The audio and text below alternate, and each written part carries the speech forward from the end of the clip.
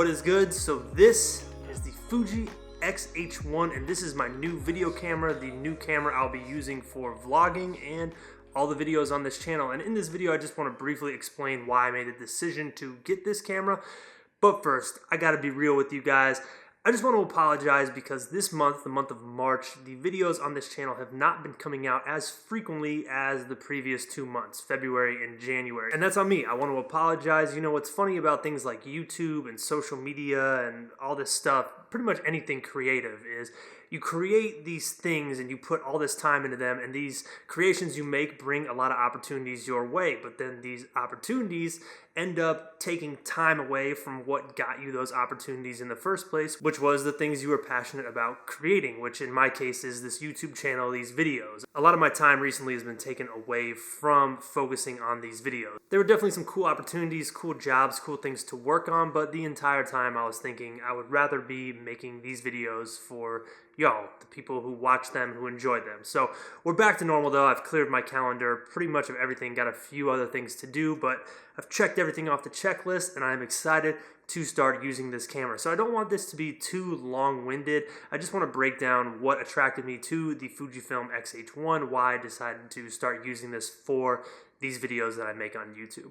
The main thing is the size. You guys, if you've been watching the channel a long time, you know I complain a lot about the size of my Nikon camera, especially for doing videos where you're recording yourself like this, you're holding the camera out in front of you. So size and convenience is honestly the main key factor in my decision to get this camera. If you guys saw the video I made at the top of the year, I went out and bought this Nikon smaller camera with a flip out screen, and it just didn't work for the type of videos I wanted to make, so I returned that camera. I've used Sony cameras, I've used a Canon G7X. So all those other cameras, they were cool, they were small and convenient, but they did not produce the image quality that I wanted out of these daily videos, a camera I was using every day. So I opened this up last night and was checking it out very briefly, and it's obvious that this is designed for video, which is something I've been saying Fujifilm should do for a long time. It didn't make sense to just box themselves completely into having only digital photo cameras that kind of do video. Some of the key highlights, some of the things I'm very excited about with this camera: one, in-body image stabilization, which means you can get stabilized shots even if you don't have a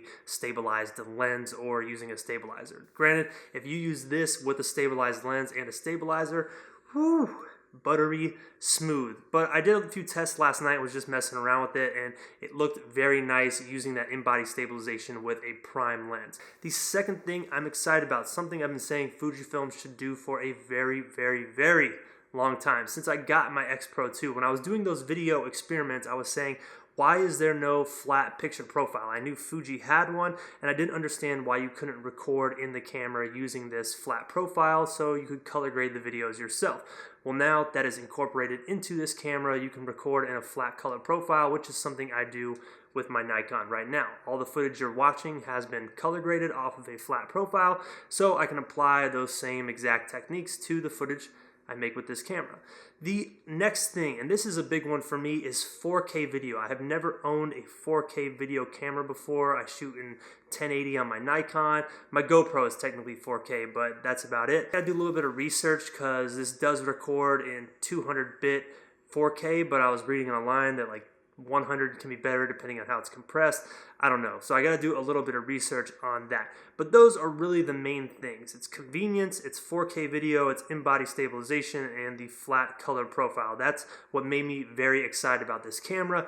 And I went with Fujifilm because I already was using these cameras for photography. I already had some lenses, I already had batteries, you know, accessories and things like that. So it made sense to just continue using that glass with this camera right here. One other big thing with this camera that it's not a big deal to a lot of people, Canon users and Sony users, they all have autofocusing where when you put the camera up like this, it autofocuses on your face. It doesn't really have to hunt and track for focus. My Nikon, on the other hand, for whatever reason, Nikon has not added any of that technology into their cameras. And as much as I love this camera for photo, when it comes to video, especially this like vlogging style of video, not having a camera that can focus on your face quickly and easily without producing any noise can be a problem. You know, it can ruin your audio when you have your lens hunting constantly to find focus. I did pick up a few extras to go with this camera. One is the Video Mic Pro by Rode. Excited to use this. I went with the standard, not the plus, because I figured if I had this on my camera and I wanted to do some photos or some stills, I could just turn it off and then turn it back on. And you know, I decided to be cheap and save myself 80 bucks and buy this one instead. I also picked up this right here, the 10-24 Fujifilm lens. So I made the decision to go with this 10-24 because it's basically the exact same lens that I use now on my Nikon. I use a 14-24 for most of these videos, and this is basically the same thing but for Fuji in a, once again, nice smaller compact package. So yeah, I'm really excited to get this whole thing set up. Tomorrow's video will be shot completely on the new Fuji camera with the new lens. You know, what really made me decide to dive into this, to switch cameras, was on the last trip, that Smoky Mountains trip. It might not have seemed like it in the vlog, but that vlog was such a pain to make because I kept having to switch this camera between rolls. 1 minute this Nikon was my photo camera, the next minute it was my video camera, and I have to switch lenses back and forth. It'd be like, all right, I want to make photos with the 35mm, but I need to record something really quick at 14mm, and I'd just be switching back and forth constantly between making photo and making video.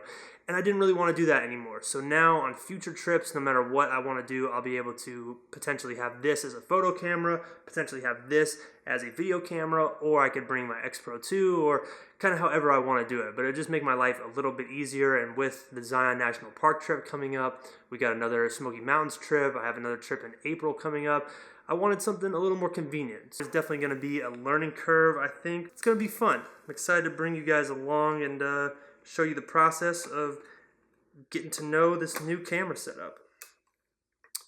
There we go. Check that out. Yeah, so I'm going to finish this video by showing you guys a quick size comparison of what this looks like versus what I'm filming this on right now. I'll record it on my iPhone, but with that being said, that's my quick check-in. I wanted to show you guys what we're using, the new camera right here. After I use it for about a month or so, I'll make like a 1 month video, let you know how it's going. But yeah, that's it. Tomorrow's video is going to be shot completely on this. I'm actually about to take it out right now and go make some photos, go record, test it out. So I'll see you guys then. Thank you for watching. Size comparison now. All right, here we go. Nikon D810, 14-24, Fuji X-H1, 10-24. It's a big difference right there. And there is a substantial difference in the weight between these two cameras. After a long day of vlogging, this thing right here has your boy's neck in shambles, but I think this will be okay. And you know, how badass is that screen right there? Like, let's be real. Design-wise, I really like what they did with this camera. But yeah, that's it. Catch you guys tomorrow.